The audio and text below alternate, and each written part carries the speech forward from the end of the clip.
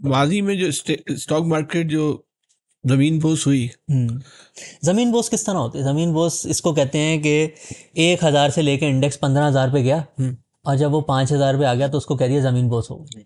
Trading वाले तो डूब गए ना सर। ट्रेडिंग करनी ही नहीं चाहिए, ट्रेडिंग करनी ही नहीं है। अच्छा, उस जब इन्वेस्टर के अगर लेट्स से पैसे एक बड़ा डूबे, एक सवाल आपसे पूछना चाहता हूँ कि जब मार्केट क्रैश होती है उस वक्त भी इन्वेस्टर नहीं डूबता? देखिए उस वक्त जो भी गलत टाइम पे एंट्री कर लेता है, महंगी चीज़ें खरीद लेता है, उसको थोड़े टाइम के लिए नुकसान हो जाता है। अच्छा। लेकिन अगर आप उसको नहीं सेल करेंगे, आप समझते हैं कि हाँ ये जो है अपनी असल वैल्यू पे बिजनेस ग्रो होगा विद टाइम, मुझे भी उसका प्रॉफिट मिलेगा, डिविडेंड मिलेगा, तो आप उसको होल्ड करके रखेंगे। लेट से अगर जिस दिन स्टॉक मार्केट बंद हुई थी उससे एक दिन पहले किसी ने इन्वेस्टमेंट कर ली होती 2006-07 में 15,000 टॉप ऑफ द इंडेक्स, आज भी तो वो 1.5 लाख पे बैठा हुआ है ना इंडेक्स, 10 गुना प्रॉफिट उसने बना लिया ना। इतना और कहाँ मिलता है इतना प्रॉफिट। अच्छा, दूसरी बात ये बताइए, वही भी सरमायाकारी वाली बात पे मैं आपसे एक और सवाल पूछना चाहता हूँ। पहले इस वक्त किस सेक्टर में सरमायाकारी करें? अच्छा, इस वक्त अब थोड़ा सा रुझान ये है कि स्टेबिलिटी अचीव हो गई इकोनॉमी में, अब आहिस्ता आहिस्ता ग्रोथ आएगी। तो जब ग्रोथ आती है ना तो ग्रोथ ऐसे में भी ऊपर जाती है या नीचे आती है? ग्रोथ में तो और ज़्यादा ऊपर जाती है। अच्छा। ग्रोथ में ऐसे जो बिजनेस होते हैं जिनकी लेट से सेल पहले कम हो रही थी, अब उनकी सेल आहिस्ता आहिस्ता बढ़ेगी।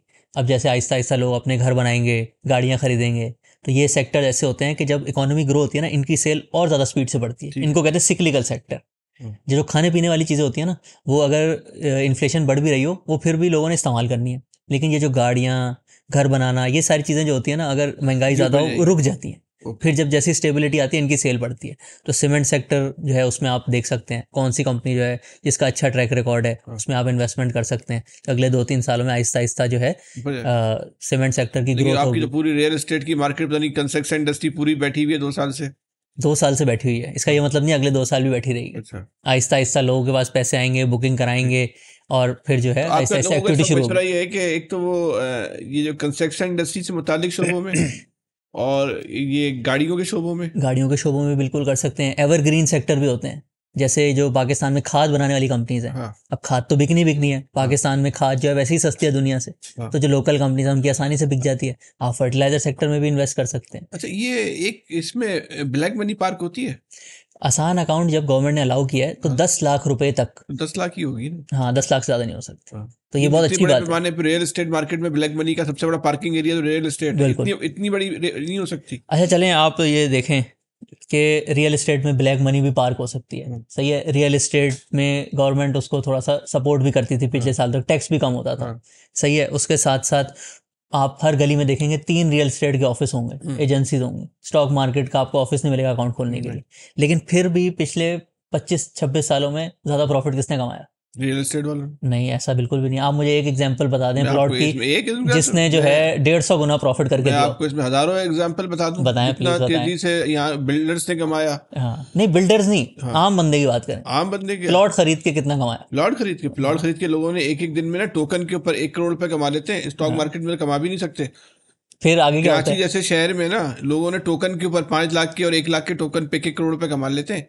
ये आपकी पूरी जो स्कीम 33 है, आपका ये जो पूरा ये हाईवे का इलाका है, ये जो नई बड़ी बड़ी सोसाइटियां बनी है, अब मैं इस वक्त नाम नहीं देना चाह रहा, लोगों ने वहाँ पे जो है ना मिलियंस में रुपए कमाए। इतने शायद हो सकता है स्टॉक में कमाए होंगे, लेकिन रियल एस्टेट में भी लोगों ने टिका के पैसे कमाए। जो सबसे ज्यादा जिसने प्रॉफिट कमाया ना, हमने आप बात कर रहे हैं कागज की, कागज के रिकॉर्ड पे हो सकता है नहीं कागज नहीं, ऑन ग्राउंड प्राइस की बात कर रहा हूँ। सबसे ज्यादा जिस सोसाइटी ने रिटर्न दिया ना, वो है DHA फेज 6 की लाहौर की फाइल। अच्छा। आप रियल एस्टेट किसी एजेंट के पास जाएंगे ना जो पिछले 20-25 सालों से काम करता है, वो कहेगा यार इसमें अगर आपने कर लिया होता ना आपको वाह वाह हो जाता। अब इसका मैं आपको रिकॉर्ड भी बता देता हूँ ना। हाँ, बताएं। इसकी ना 10 लाख की फाइल लॉन्च हुई थी 2001 में, 1 कनाल की। ठीक है, फिर उसमें बहुत सारे चार्जेस भी होते हैं, डेवलपमेंट चार्जेस 10,000 किस्म की चीजें होती हैं। 1 लाख की फाइल 10 लाख की 10 लाख 1 कनाल का प्लॉट आज 5 करोड़ के करीब है, कॉर्नर वाला प्लॉट। 50 गुना प्रॉफिट दिए। अच्छी एग्जाम्पल ने फैसल टाउन आप निकाल लें इस्लामाबाद का, उसने जो है 10-15 गुना प्रॉफिट दिया है 15 साल। सर, आप कराची में एक इलाका है स्कीम 33, हाँ, यहाँ आप चले जाएं, जितना प्रॉफिट बोल रहे हैं ना, हाँ, जब यहाँ पे गेम घूमता है ना, ये इसमें भी सट्टा चलता चलें है आप ना? इसमें पूरी रिसर्च करके बताइएगा ये 2000 में कितने का होता था, आज कितने का है प्लॉट। कोई ऐसी एग्जांपल हो ना जो कि लोग भी देख सकें। बिल्कुल ठीक। ये बताएं, ये टिप क्या होती है? टिप होती है कि हर आदमी है ना जो इसमें काम कर रहा है टिप की तलाश में। बट टिप भी आप समझे ट्रेडिंग का एक्स्ट्रा लेवरेज वर्जन है। अच्छा, इन्वेस्टर को टिप की जरूरत नहीं होती? इन्वेस्टर अपना काम खुद करता है और वो लॉन्ग टर्म पार्टनरशिप करता है, उसको टिप की क्या जरूरत है? अच्छा। उसको पता है मैंने जिस कंपनी में पैसा लगाया है इसने जो है मुझे प्रॉफिट कमा के देना है, तो किसी और से पूछने की क्या जरूरत है? टिप होती है कि अपनी रिसर्च कुछ नहीं की, आगे पीछे सुना, हाँ यही है, मार्केट में हवा गर्म हुई है, ये उसी में शेयर है। 50 का चल रहा है, 100 का हो जाएगा, पहले 10 का होता था, ऑलरेडी 50 का हो गया, 100 का होने वाला है। अच्छा, आपसे भी लोग रब्ता करते हैं, कोई टिप दो। हम बताते हैं, हम कहते हैं ये टिप वाला कल्चर हम लोग प्रमोट करते ही नहीं है। अच्छा। अगर आपने लॉन्ग टर्म इन्वेस्टमेंट करनी है, हमारा तो मोटो है invest in what you fully understand. ये भी हमने वॉरेन बफे से सीखा। हाँ जब तक कोई कंपनी, आप सही। अगर मुझसे कहेंगे ना, हम लोगों की कंपनी आपको कहती है कि इस वाली कंपनी में शेयर बाय कर लें, तो उसका पहले आपको पूरा समझाते हैं, ये कंपनी ये काम करती है, ये काम करती है, इसका अगले साल का इतना प्रॉफिट होगा, उसके हिसाब से इसकी ये कीमत होनी चाहिए, और आज ये जो है अपनी असल प्राइस से कम पे ट्रेड हो रही है, तो फिर आपको इन्वेस्टमेंट करनी चाहिए। टिप होती है कि बस सुनी सुनाई बातों पे एक कंपनी जो है वो उसका शेयर बढ़ रहा है, आप भी खरीद लो, और ज़्यादातर लोग इसमें आ जाते हैं और टिप से ट्रैप हो जाते और हैं। बस फिर वो नीचे आ जाता है शेयर। सट्टा क्या होता है? सट्टा भी, टिप, सट्टा, ट्रेडिंग सब एक ही नाम है, थोड़ा थोड़ा फर्क है। अच्छा, जो टिप दे रहा है वो खेल रहा है। वो आपको टिप देता है जब उसके पैसे खुद के बन गए होते हैं, अब उसने अपना बेचना होता है ना, अच्छा। तो उसके लिए लोग ढूंढ रहा होता है, नहीं है। तो वो फिर इस तरह करता है। फिर देखिए इसमें फिर जो दोस्त वगैरह होते हैं वो भी थोड़ा सा इस झांसे में आ जाते हैं। वो अच्छी नीयत उनकी अच्छी होती है, अपने दोस्तों को बता देते हैं, लेकिन वो बैक एंड पे उनके साथ ऑड हो जाता है। स्टॉक मार्केट देखिए आपने ना, नौजवान आदमी डरता नहीं है। इस स्टॉक मार्केट में ना इस वक्त पाकिस्तान की माफिया कौन कौन है, नाम लेके बताएं आप।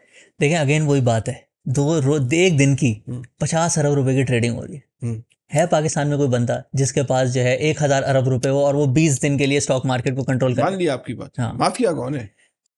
ये सारी जो चीजें होती हैं, माफिया का नेगेटिव लफ्ज हो गया ना, किंग बताया स्टॉक मार्केट के है। जब हम इतने फखर से बोलते हैं टेक्नोलॉजी का किंग जो है बिल गेट्स है स्टीव जॉब है, तो फिर पाकिस्तानी बिजनेस है ना, गलत काम तो नहीं है।